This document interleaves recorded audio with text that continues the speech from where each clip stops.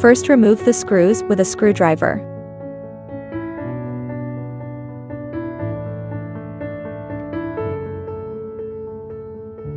Second, remove the collar and install it on the new ear pads.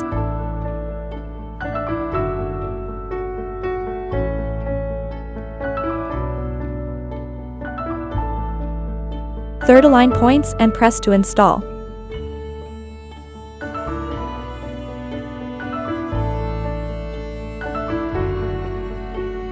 Fourth, reinstall the screws.